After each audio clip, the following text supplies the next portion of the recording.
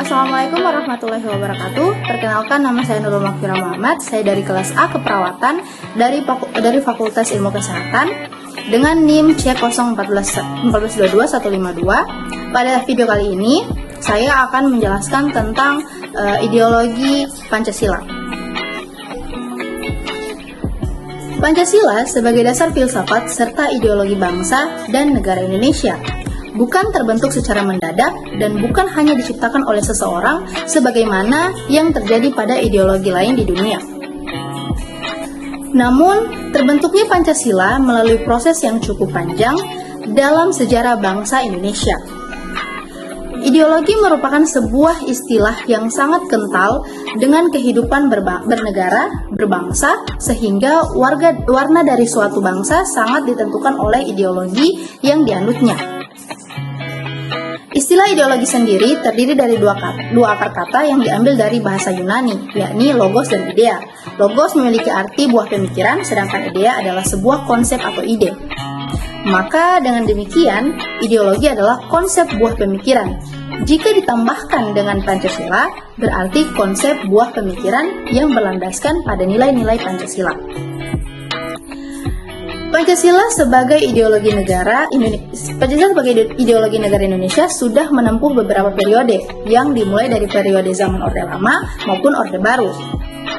Nah, pada zaman Orde Lama, para pemimpin masih mencari model yang tepat dari bentuk Pancasila sebagai ideologi negara. Apalagi situasi pada saat itu di dalam negeri masih sering terdapat pemberontakan dan situasi di dunia masih mengalami ketidakpastian. Kemudian pada masa Orde Baru, pemerintah berkomitmen untuk mengamalkan nilai-nilai Pancasila dalam kehidupan berbangsa, bernegara, dan kehidupan setiap bangsa Indonesia sehari-harinya, hingga lahirlah beberapa butir Pancasila dan pedoman penghayatan dan pengamalan Pancasila, atau yang biasa disebut dengan P4. Nah, setelah masa Orde Baru tumbang diakibatkan oleh penyelewengan dari nilai-nilai Pancasila, kemudian berganti dengan masa reformasi. Pada masa reformasi inilah, semua pihak berjanji untuk menjalankan nilai-nilai Pancasila secara menyeluruh dan konsekuen. Dalam tatanan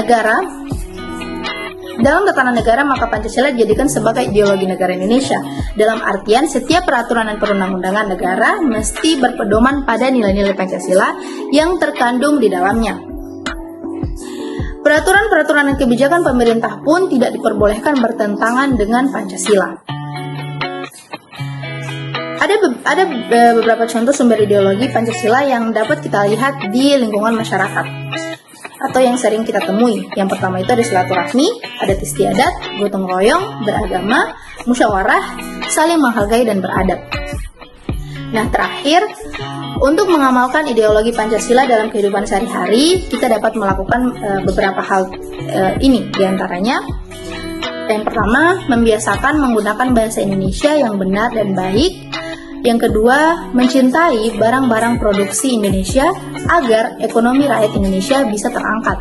Yang ketiga, menjaga toleransi antara umat beragama. Yang keempat, menjaga persatuan Indonesia di tengah-tengah kemajemukan dalam budaya, bahasa, etnis, dan adat istiadat. Yang kelima, bermusyawarah dalam menciptakan keadilan sosial secara merata. Dan yang terakhir, berpartisipasi dalam pemilihan umum sesuai dengan sila keempat Pancasila. Sekian penjelasan dari saya, cukup lebih dan kurangnya saya mohon maaf. Wabillahi taufiq wal hidayah. Wassalamualaikum warahmatullahi wabarakatuh.